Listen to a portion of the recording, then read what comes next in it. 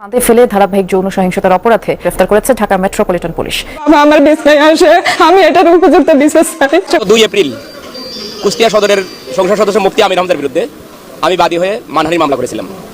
দর্শক শ্রোতা, বিয়ের প্রলোভন দেখিয়ে তারপর ধর্ষণ করা হয়েছে। এই দিকে এবার মুফতি আমির হামজার বিরুদ্ধে গ্রেফতারি পরোয়ানা জারি। দর্শক শ্রোতা, আপনারা জানেন যে মুফতি আমির হামজা তিনি কিন্তু একজন এখন বর্তমানে রানিং এমপি, তারপরও তার বিরুদ্ধে গ্রেফতারি পরোয়ানা হলো।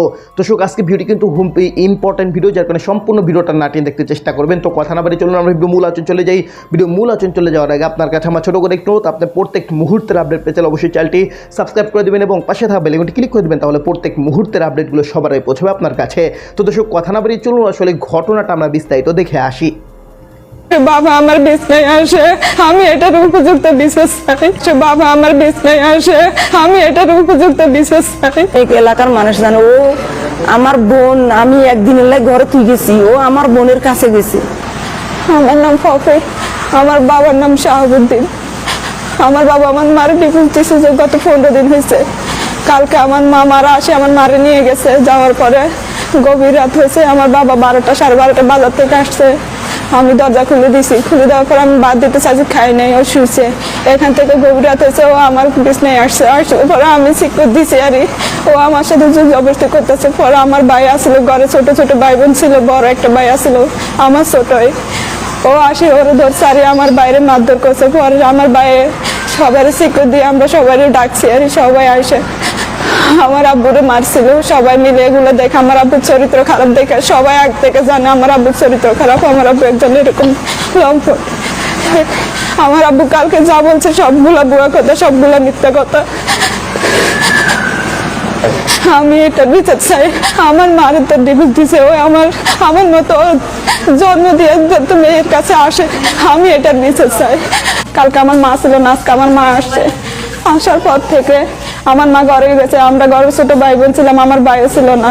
আমার ফুফাতো বোন, ফুফাতো ভাই 5 জন, আর ফুফাতো বোনের জামাই, আর ফুফাতো ভাইয়ের বউ 2টা, বউ একটা, তার শালি, তার শাশুড়ি, সবাই মিলে আমাদের ঘরে আসি। মা মেয়েরে এরকম করে মারছে, আমার হাত পা সব ধুলা করে দিছে। আমি এটা বিচার চাই।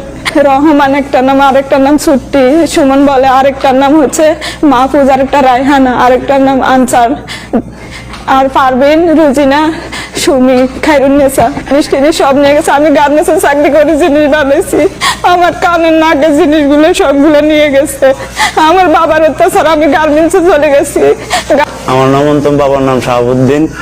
আমার বাড়িতে দীর্ঘদিন ভরা ঝগড়া হতে চলছে। আমার বাবা আমার মারে দূরে দিছে, সারে দিছে। এখন আমার কালকে রাত্রে আমি বাড়িতে ছিলাম না, আমার বাপে রাত নিশিরাতে বাড়িতে গেছে, যাই আমার বোনের রুমে ঢুকছে। আমার বোনে শিখে দিছে, আমি গেলাম আর আমার বাবা আমার লাই ডাল হয়েছে, মেয়ের বেলায় কয়ে বেলায়। পরে আমি আমার স্বীকৃতি দিয়েছি, সবাই মিলে আসে আমার বাপের মারধর করছে। আমার বাপের চরিত্র খারাপ, আগের থেকে সবাই জানে। আমার বাপের মারধর করছে, মারধর করার পরে আমার বাপে কালকে হাসপাতালে গেছে। সবাইকে যা গেছে কালকে সব বুয়া কথা গেছে। মা ছিল না, আমার মা আজকে বাড়িতে আইছে, আমার ভাই বোন আইছে, আমি বাড়িতে ছিলাম না। আমার মারে, আমার বোনরে, সবাই মিলে আমার মারে বোনরে মারে। 5 জন ছেলে, 3 জন মহিলা আমার মারে মারে। গত 2 এপ্রিল কুষ্টিয়া সদরের সংসদ সদস্য মুফতি আমির হামজার বিরুদ্ধে আমি বাদী হয়ে মানহানির মামলা করেছিলাম।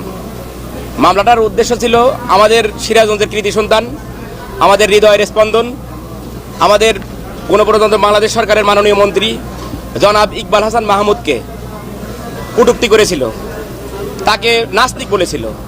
আমরা ক্ষুব্ধ হয়ে তার বিরুদ্ধে মামলা করেছিলাম গত 2 এপ্রিল 2026 সালে। 2 এপ্রিল মাননীয় আদালত তাকে হাজির হওয়ার জন্য সমনের আদেশ দেন এবং সমনের তারিখ আজকে ছিল। উনি হাজির হন নাই। মাননীয় আদালত আমাকে প্রশ্ন করলেন, যেহেতু সংসদ চলতেছে এই মুহূর্তে ওয়ারেন্ট দেওয়া ঠিক হবে কিনা। আমি বললাম, সংসদ চলার কারণে ওয়ারেন্ট দেওয়াতে কোনো বাধা নাই। সংসদ চলবে, পুলিশকে আমরা গ্রেপ্তারি পরোয়ানা দিবেন আপনি। পুলিশ যদি মনে করে তাকে সংসদের স্পিকারের অনুমতি নিয়ে গ্রেপ্তার করতে হবে, করবে, কিন্তু ওয়ারেন্ট দেওয়াতে কোনো বাধা নাই। পরে আমার কথায় সন্তুষ্ট হয়ে মাননীয় আদালত বিজ্ঞ অতিরিক্ত চিফ জুডিশিয়াল ম্যাজিস্ট্রেট তার বিরুদ্ধে গ্রেপ্তারি পরোয়ানা জারি করেছে। আমি আশা করতেছি উনি অবশ্যই আইনের আওতায় নিয়ে আসবেন, কারণ আইন সকলের জন্যই সমান। আমরা সকল নিয়মকানুন মেনেই ওনার বিরুদ্ধে মামলা করেছি, এবং উনি যদি সংসদ সদস্য সংসদ চলাচল অবস্থায় গ্রেপ্তার করতে হয় পুলিশ স্পিকারের পারমিশন নেবে।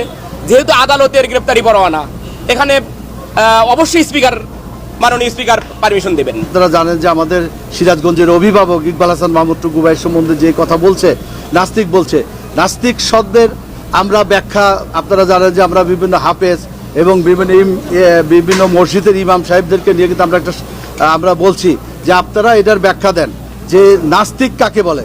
তারা ব্যাখ্যা দিয়ে দিছে আইনের মতো চলবে এবং আমরা তার গ্রেপ্তারি পরোয়ানা জারি করছি এবং আমরা চাচ্ছি যে সে অনতিবিলম্বে গ্রেপ্তার হোক এবং সে আইনের আওতায় আইসা তার জামিন হোক, সে নিয়ে যাক কেবল সে। তো দর্শক, আপনার ভিডিও দেখলেন, ভিডিও দেখে যদি আপনার কোনো মন্তব্য থাকে তাহলে অবশ্যই কমেন্ট বক্সে আপনার মূল্যবান মন্তব্য জানিয়ে দিবেন। দর্শক, এখন আমরা পরবর্তী আরেকটি ভিডিও দেখবো যেটাতে আমরা আরও কিছু তথ্য আমরা জানতে পারবো। দর্শক, চলুন আমরা সেই ভিডিওটি বিস্তারিত দেখে আসি। বিদ্যুৎ মন্ত্রীকে ইসলাম বিদ্বেষী বলায় কুষ্টিয়া 3 আসনের সংসদ সদস্য ও জামায়াত নেতা আমির হামজার বিরুদ্ধে মানহানির মামলায় গ্রেফতারি পরোয়ানা জারি করেছে সিরাজগঞ্জের একটি আদালত।